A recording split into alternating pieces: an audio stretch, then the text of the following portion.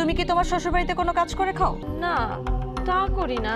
আমি কোনো কাজ করতে পারবো না, এটা আমার শ্বশুরবাড়ি। আমার শ্বশুরবাড়িতে আমি কেন কাজ করব? তুমি যদি কাজ না করো তাহলে বাড়ির এত কাজ কে করবে? ভাবি, তুমি নাস্তা বানাও নাই? কেন বানাবো? ও মা, নাস্তা না বানালে সকালে খাবো কি? আমি কি এই বাড়ির দাসীবান্দি? মানে? মানে যার যার নাস্তা শেষে বানিয়ে খাও। আমি নাস্তা বানাইতে পারবো না।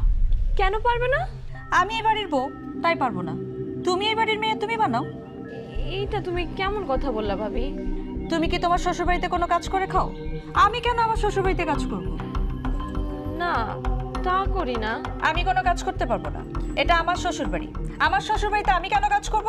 তুমি যদি কাজ না করো তাহলে বাড়ির এত কাজ কে করবে? রান্না বান্না, খাওয়া দাওয়া, কাপড় কাচা, এত কাজ কে করবে ভাবি? সেটা তোমার আর তোমার ভাইয়ের সিদ্ধান্ত, কে করবে।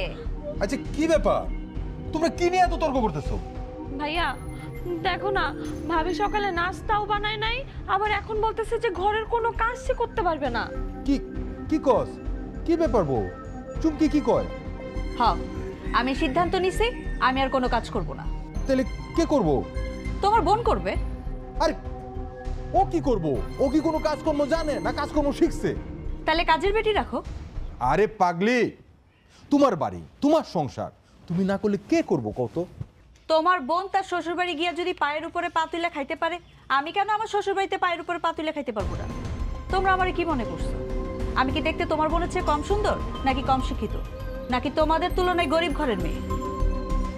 দিলা তো পেস্টা লাগায়া। আবার কে ফোন দিল? ও হ্যালো, কি দোকানে কাস্টমার আইছে? আরে দোকানে বসা, আমি এখনই আইতেছি। ঠিক আছে, বসা আইতেছে। শোনো, আমার দোকানে কাস্টমার আইছে, অনেক বড় পার্টি। তোমাদের সাথে কথা বলার সময় কিন্তু আমার নাই, বুঝছো? কারণ তোমরা কে রান্না করবা, কে কি করবা আমি কিচ্ছু জানি না। আমি দুপুরে এসে খামু, এটাই আমার শেষ কথা। ওকে?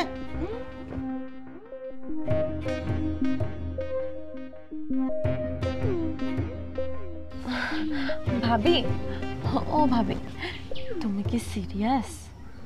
শোনো, তোমার ভাইয়ের ব্যবসায় আমার আব্বা টাকা ইনভেস্ট করছে। আমার আব্বা যদি টাকা না দিত, তোমার ভাই এই ব্যবসাটা দাঁড় করাইতে পারতো না। এই বাড়িতে পায়ের উপরে পা তুলে আমি না খেলে কে খেবো? তোমার কি আমার দাসীবান্দি মনে হয়? এখানে খাড়ায়া না থেকে তাড়াতাড়ি যাও, নাস্তা বানাও। আর শোনো, তাড়াতাড়ি কাজ শেষ করবা, এরপর পুরো উঠান ঝাড়ু দিবা। আর কাপড় ধোয়া লাগবে, আমি বালতি ভরে কাপড় আনতেছি। সব কয়টা কাপড় কলপারে বসে ভালো করে ধুবা, দেরি হয় না যেন।